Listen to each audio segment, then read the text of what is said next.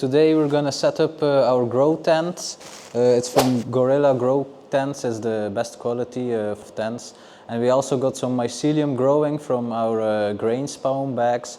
We were worried a bit at first because it was already more than 8 days and there was no mycelium to be seen.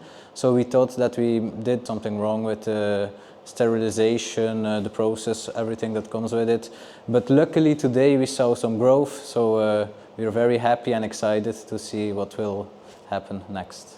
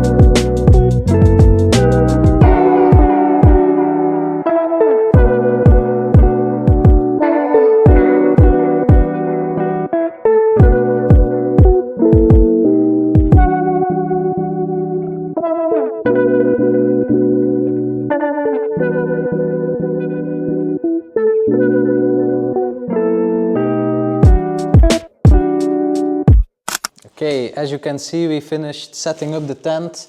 It took us approximately 1 hour. We had a bit of difficulties with the roof. It was the other way around, but we fixed it with my brother Adrian. So now we're done for today.